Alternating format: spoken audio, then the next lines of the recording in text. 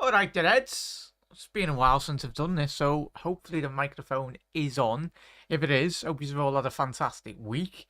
Apologies, I've been away, started a new job, happy days. So, as as it is, if you go to college or start a new job, it's all about getting your schedule sorted. And if you're a regular on the channel for the last couple of years, you know I'm not very good at that. So, trying to juggle everything, but once I've got settled in, everyone, hopefully there'll be a bit more consistent content on the channel. But if you just discovered the channel, or you've it's this channel's got a couple of cobwebs on because there hasn't been a video. I think was it a week or something. But Reds, we will be doing a watch along surprisingly tomorrow. It's an early kickoff, so we will be starting the show at 12 midday. So I'm looking forward to it. It's going to be a game that hopefully is not a repeat of last season's absolute utter car crash, which it was. What was it? 5 minutes in, Joel Matip own goal, a Craig Dawson goal, and I'm just looking at my notes here. 12 minutes into that game as well. So that was probably one of the worst starts of last season. In all honesty, I think. The highlights of we've got a show reel of poor performances for Liverpool, especially the beginning of the season. But Liverpool, new season, new expectations, new players coming in. We've seen them already settle in extremely well. Big Dominic Szoboszlai getting a goal 2 weeks ago. Controlled the whole bloody game of it, in all honesty, there, Reds as well. But big up there, Doug. Massive thank you for the watch along. Glad the international break is over. Me too, mate. I don't think any of us, Liverpool fans, sod England, scouts non-English. But yeah, and all that stuff anyway. But yeah, it's international football never interests me. But I know I love doing the World Cup watch along. But when I say international football, I mean proper nations, millions of Argentinians and French going at it, really, in that World Cup final. Probably was one of the greatest finals that we've ever witnessed. Certainly me. I've watched it as a football fan anyway, as a neutral. We done a watch along. I think I always enjoyed that World Cup watch along. The watch alongs that we did in December time it was. So yeah, I enjoyed it. But Reds, enough about international footy. Sorry. The Reds are back in action tomorrow afternoon. I'm looking forward to it. How do you anticipate Liverpool to go into this game? Speaking about injuries going into this game as well, obviously Trent was ruled out of this game by Jurgen. If you haven't seen his press conference today, he's not going to be available. So will Gomez play right back, or will we have another youngster coming in and playing down that right hand side? I think we anticipate Gomez to play down that right hand side of that defensive line anyway. So yeah, it is interesting considering Gomez and Matip, especially 2 weeks ago as well. I feel they've done well. Joe Gomez, it's not like it could have got any worse for Joey anyway, and especially him and Matip at the back. In recent months, people have been questioning obviously their quality, and it's bound to happen with most players when a team's going through a bad spell or when all eyes are on them. Really, I think Gomez. We've all said it at the beginning of the season. This is a pivotal moment in his career for Liverpool.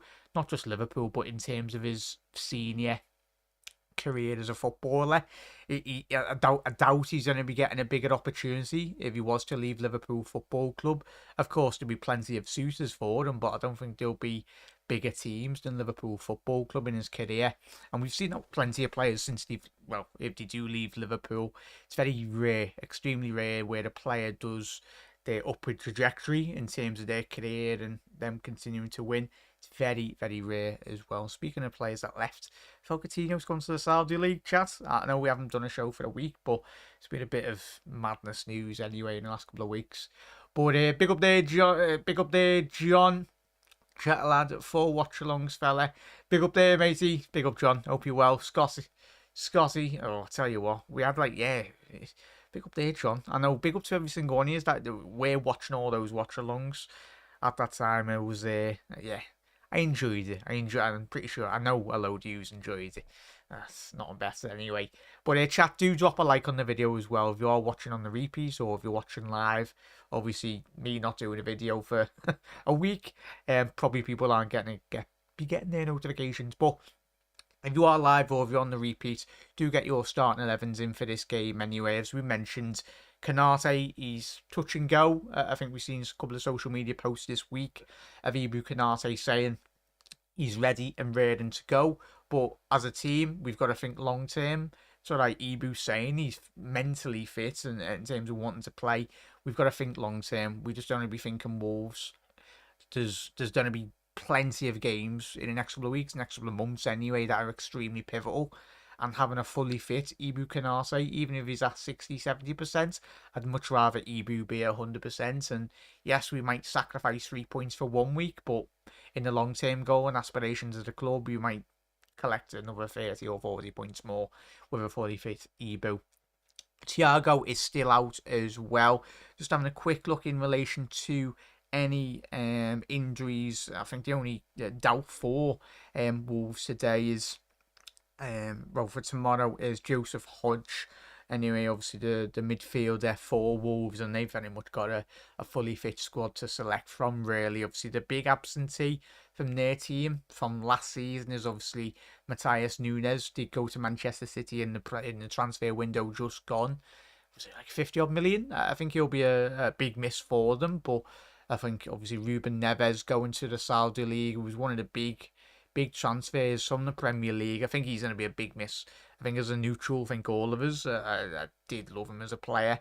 I would have always wanted to have seen if he did get a bigger opportunity in the Premier League at a top 4 team or top 6 team, really where his trajectory in terms of form and in terms of his development as a footballer would go.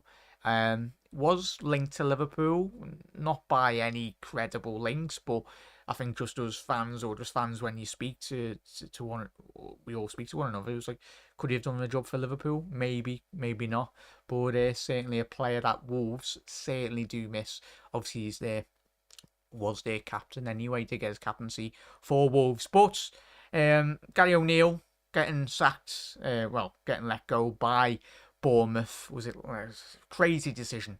In all honesty, he's a manager that I do highly rate. I think the lads at Nottingham Forest, it's completely gone out of my head.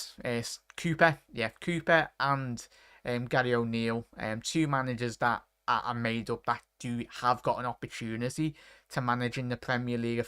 I think both managers they've sacrificed so much as a manager in terms of their development and spending time. It's not like a case of Steven Gerrard or a Lampard where they've had great manager playing careers and then they've just got turned up to the interview and just went, oh, Steven Gerrard and Lampard will give the job to him. But you look at Gary O'Neill and Steve Cooper, really two players that have worked their backside off, whether that be for a playing career as well, and obviously gone into management. I think they've really had to work to get where they are as players and of course managers as well. So each to them. I think Wolves going forward, Lopetegui wasn't going to be taking them anyway. The finances of Wolves are always going to be a big issue as well. But I think under Gary O'Neill, I think he worked under a tight budget at Bournemouth, as we all know, Reds as well. So I think he's going to be having a similar situation. He suits the model that the club have got, Wolves, at this moment in time. But yeah, one to keep an eye on anyway. Big up there, Andrew. Hope you're well. Andrew's gone with a 4-0 win tomorrow. Big up there, Andrew. Chat, get your score predictions in the comment section below if you are watching on the repeat or live or whatnot. Let us all know, Reds and any rival fans as well, any Wolves fans. Please do let us know. I'm just doing a quick look in terms of Wolves' recent form. Obviously, a loss to Crystal Palace. That was on the 3rd of September. They had a big win against Blackpool, 5-0. That was in the FA Cup early rounds. A big win against Everton. Everton should have really have won that game. Big up there, Maddox. I can see it in there, mate. Massive thank you for tuning in, mate. But yeah, obviously, the Everton should have won that game, but didn't take the chances. And a 4-1 drubbing, to say the least, from Brighton, but Brighton have done that to us in the past, so it's no. But the one result that they did have, that was at the first game of the season. I think we all watched that as a neutral. I think that was a Friday night game. I think it was a Friday night game against Manchester United. The if they had an actual proper striker up front, Wolves, I think they would have won that game 3-4-1. But just yet again, it's typical Liverpool in the past in recent seasons where we just dominate games. Wolves dominated that game at Old Trafford and couldn't hit a barn door of a machine gun, in all honesty. But yeah, it's a weird one. They're a weird side, Wolves.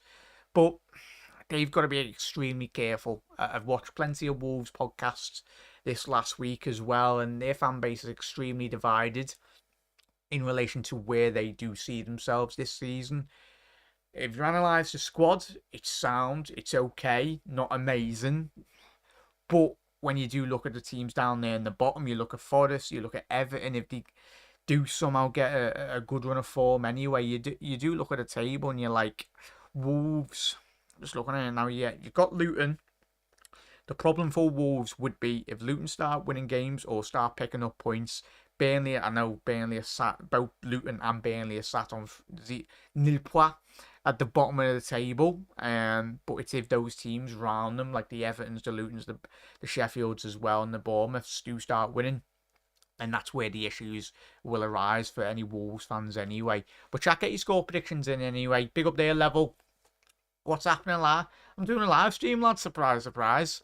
But we have got anyone that wants to be watching a watch along tomorrow. That will be starting 12 midday anyway. So I'm looking forward to that, Reds. So yeah, as you know, if you're a regular on the channel, my score predictions, I always jinx Liverpool games. So yeah, I'm not gonna be. I'll let you decide in the chat your score predictions. But chat, what are you anticipating from Wolves this season and going into tomorrow's game? You're anticipating a strong Wolves performance anyway. The big lads, and I say big lad, it was the new signing last year that did get injured for Wolves anyways. Bear with me 1 second, chat. If you've been watching Match Day or been watching a couple of the highlights from Wolves in recent weeks, it's a classic, or the big lad, he scored, what's his name?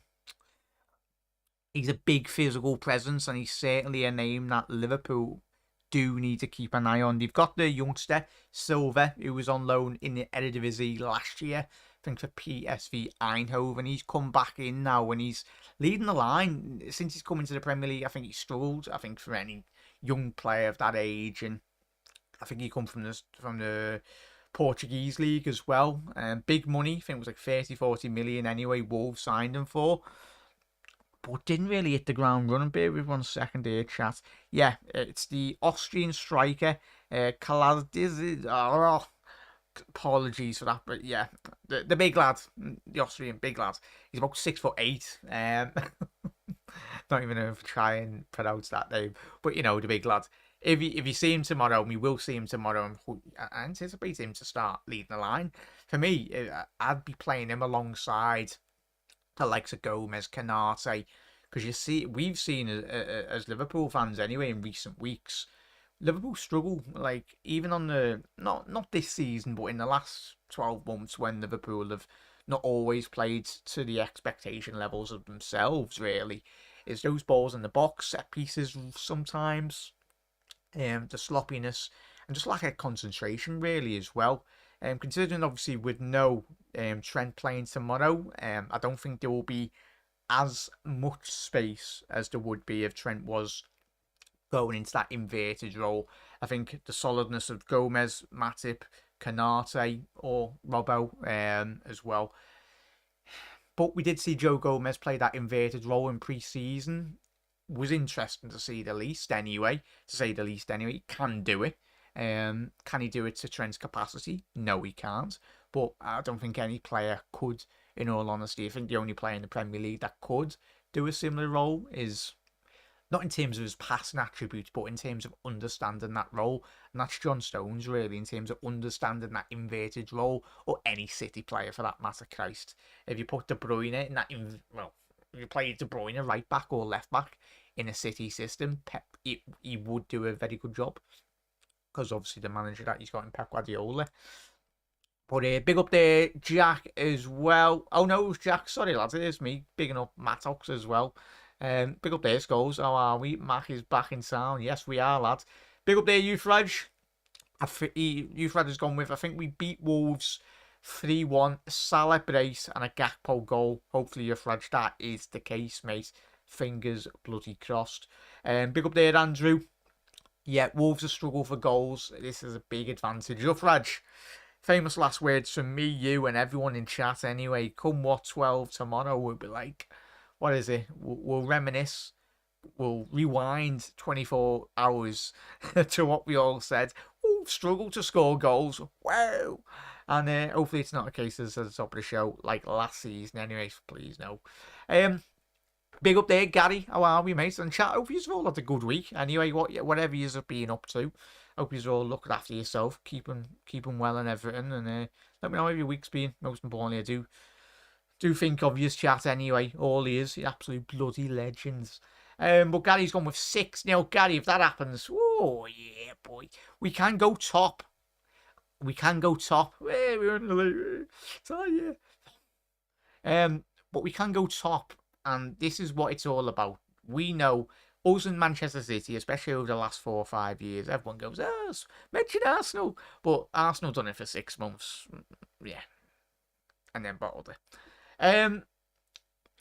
But Liverpool and City, when us two get going, and we as the last couple of weeks have shown, last couple of weeks and months as well, Liverpool are what, 15, 16 games unbeaten, something stupid. Yes, a couple of draws along the way, but it's still unbeaten. And that shouldn't be not taken into consideration. I think a lot of managers now, when they do play Liverpool, especially Liverpool, hopefully we do start quite quick and start well and just fundamentally just control the game tomorrow. That was a big point to what we done a couple of weeks ago at home at Anfield. It was very impressive, and it's simple. Football can be a very simple game.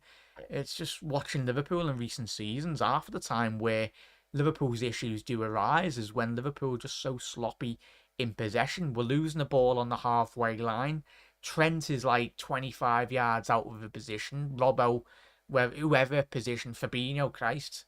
Hence why he sold the lad. But when players haven't got the legs, but it's just simple football. Liverpool are have been in recent months prior to this season overcomplicating situations, and it's simple football. Keep it basic and just stick to your game plan, stick to what you've been trained tactically, trying to understand and break down Wolves or break down any future teams in a couple of weeks' time anyway.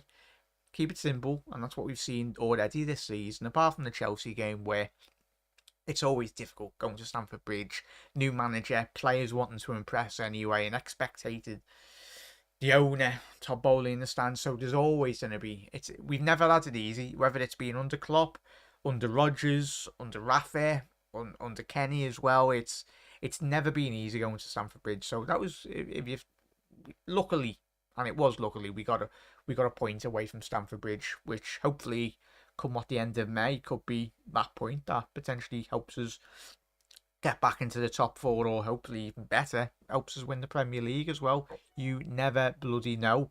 Anyway, well, Gary's gone 6-0, Diaz 3 and Salah 3. I'd love that, Gary. Hopefully, mate, that is the case. But the one interesting point, chat, obviously you're probably well aware, you've all watched the press conferences from Jurgen, but for people that haven't, there was, as we mentioned at the top of the show, bloody international football.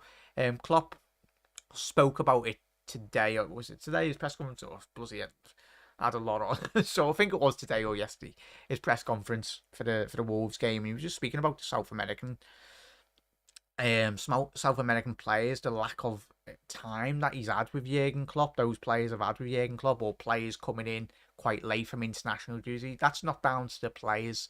It's just the scheduling, really, of just modern day football now. It's the lack of real clear understanding. It's mad that you've got the Premier League and you've got the likes of FIFA and UEFA. You'd think the people in charge of all these companies, big organisations really, in football, would speak. But like in any job, there's different departments and all that, and they don't really speak. They just speak over email. It's like, no, you're in the same building. Go and talk to each other. Have dialogue, speak to one another, and then communicate a lot more effectively anyway. But no, the organisations, the FA Premier League, they just don't really care. All they cared about, as we always know, and as footballers always known over the last 100 odd bloody year history of football, it's all about the bloody money. They're not really bothered about player welfare. They go, player welfare, my ass. Because it literally is. I think in the next 10, 15 years, I think you will have a more of a deterioration in terms of player injuries, really. Yeah. And everyone goes, oh, that's why players get paid all this money. But in all honesty, when you look at it, in the grand scheme of things, it's going to be the players that really do suffer. And you will see a lot more, hence why we're already seeing how many Achilles tendon injuries have we already seen this season? Obviously off the back of the World Cup in December. And then the fixture congestion as well, chat. It's crazy. Absolutely bloody crazy as well. We go big up there, Redbeard. Hope you're well, mate. Thank you for tuning in. Well, go top if only for 2 hours. Redbeard, that's what it's all about. Mount the bloody pressure early. That's what we've all wanted, and that's what we wanted to do last season. We all said it, every Liverpool fan. Start quick, start early, get out of the traps early, and then just rely on teams around you to very much get hit the ground running, really. But yeah, it's all about. It's one thing saying it, and then one thing overs watching Liverpool, and you're like, oh bloody hell. So what do you reckon? He'll get the armband tomorrow, either Ali or Robbo. Yeah, you're spot on there, level. I think it will be either one of them. I think it more or less will be Robbo. Nice, yeah. So it's going to be Robbo or Ali. You're spot on there, level. I would give it to Ali personally as well. Tomorrow's game will be Liverpool's 12th Saturday lunchtime kick-off in the Premier League, immediately following an international break under Klopp, including 8 away from home. Big up there, Matthias. You're spot on, mate. Obviously, when I've not been doing the videos, if you've not seen it, that's a great statistic that Matthias said there. We are top of that table from Opta. I think, as Matthias said there, we're top with the 12th Saturday lunchtime kickoffs. And I think the second closest has got 6 games. Matthias, correct me if I'm wrong there, please, mate, if I am. But I think the second team that's got the most is 6. But that's what happens when you're successful in Europe, innit? Just saying. Not that we like it, but as Jurgen Klopp said in his press conference today, quite angrily, to just expressing his frustration, but it's ridiculous. Because what Klopp has been wanting for the last couple of seasons, when managers mention it, other managers, for example, Eddie Howe or other names in the Premier League, no one bats an eyelid. But when, as Jurgen Klopp said today, if Jurgen comes out and says it himself, it's like, oh, the media jump on him and create headlines and all that. That's what the media's there for, sadly. Especially in sports journalism anyway. You want them to create headlines. You want managers to very much bite at the bit, really, and get a headline. Sells papers, sells clicks, sells everything, really. But yeah, Jurgen Klopp wasn't biting today in the press conference by the looks of it. He's very well adversed. He's done well over. He's done over 1,000. Has he done 1,000 games already in his managerial career? So he's well adversed. He knows the lingo and that. But yeah, it's ridiculous. And Jurgen was spot on. But chat, I wouldn't change it, because for me that says that Liverpool have been extremely successful in recent times. Yes, it's international and it's off the back of international games, but I think if Liverpool were knocked out of other competitions, i.e. the FA Cup, the League Cup, the Champions League and all that, Club World Cups as well, that for me just states that Liverpool are a very big club in terms of the scheduling, the correct times, in terms of when these Sky, BT, and well, it's not even BT now, whatever channel name it is, not even too asked. But even Jurgen said in the press conference today, the new name change, but it's done nothing really for the scheduling. But at the end of the day, it's mounting on pressure for teams in and around us now, because say if Liverpool hopefully come what tomorrow, we've got 2 hours at the top of the table, and it's up to the other teams around them now. Especially if Brentford going away to Newcastle, chat. What are we saying on that game? Brentford always do our heads in when they play against us. I think they could be. They're always our Achilles heel. One of those weird teams. Well, not a weird team. They're a very good footballing team. But they know exactly how to exploit Liverpool's weaknesses. And I'm pretty sure under Thomas Frank they'll do exactly the same. They'll sit behind the ball, try and frustrate Newcastle away from home, and yeah, I tell you what, if Newcastle don't get that result tomorrow, then there'll be a lot of angry Geordies, and Eddie Howe is already, if you haven't seen his press conference this week, he bottled it already. The pressure, he can't handle the pressure. But when you are manager of a very big football team, Eddie, and that you are in charge of, Newcastle United Football Club is absolutely massive, the fan base, and even added more pressure now is obviously the ownership now at the football club.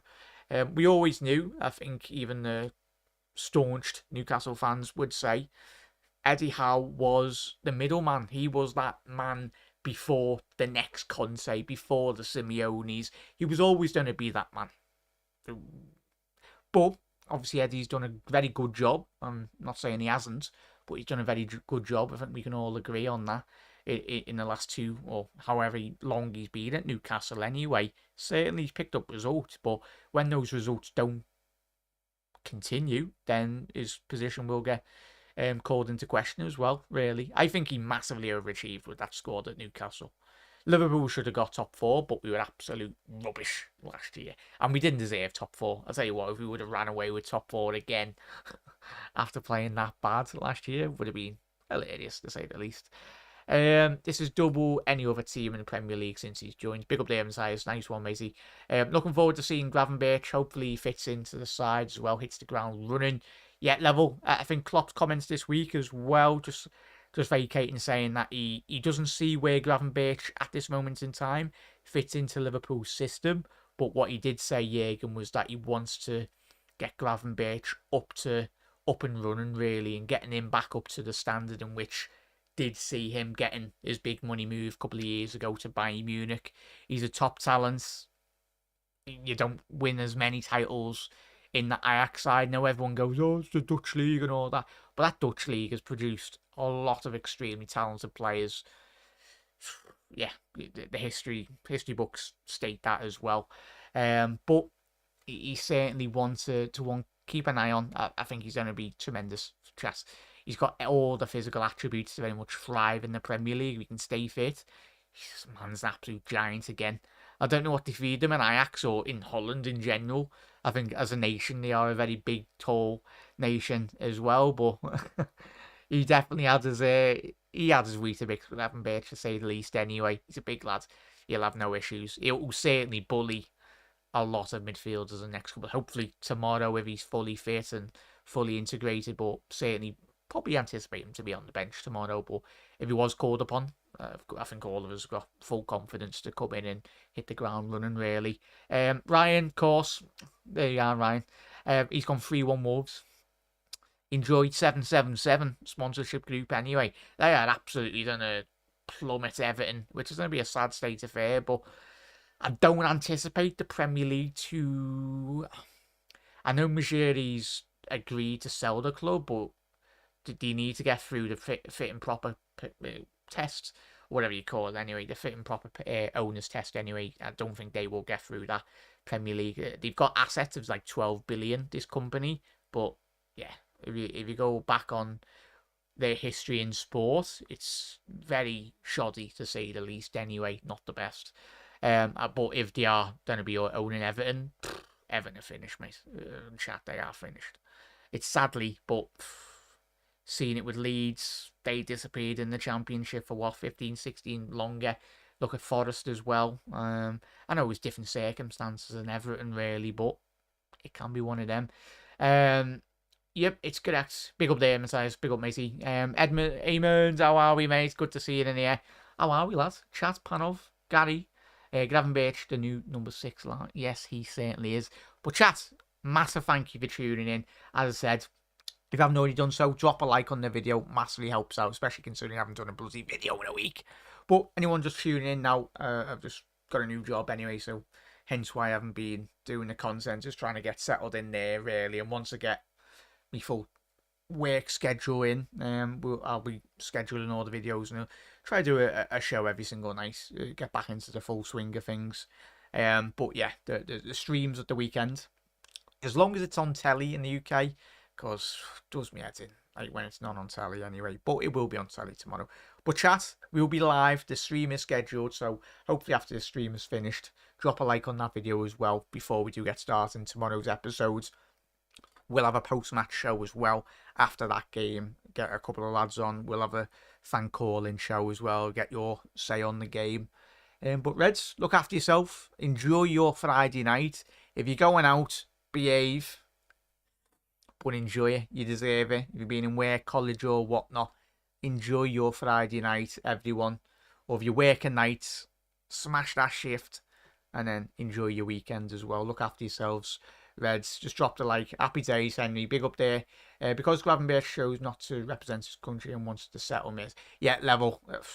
That was absolute utter nonsense by, was it the under-21 coach, Gravenberch? It makes no sense really, mate, in terms of what is the under-21 coach, the Dutch coach was saying there, mate, because you think about it, if you're a Dutch coach under-21 or the national team coach, you'd be wanting Gravenberch to be being settled in a team, not like a bind, but if he is to get into the Liverpool starting 11, you look at Van Dijk, you look at Gakpo as well, since he's come to the, even though Gakpo was already in the Dutch setup prior to his move for Liverpool, but him being at Liverpool, being one of the leading players in this team, it does boost the opportunity. Look at Jota now in that Portugal side, who absolutely, by the way, last week absolutely smashed it. Did he win like 7-8-0 or something stupid, Portugal? But yeah, I don't think Portugal have even conceded a goal in qualifying, which is remarkable to say the least anyway. But Jota's bossing it. I'm pretty sure Gravenberch, if he does start bossing it, it'll be one of the first names on the team sheet for Holland. Certainly. But yeah, big up there, Henry. Keep at it, mate. And chat, I love you and leave yous. I'll be live tomorrow. If you haven't got your notifications on the channel, we will be live for the watch long tomorrow. We'll have a post-match show, of course, and we'll have another episode on Sunday as well.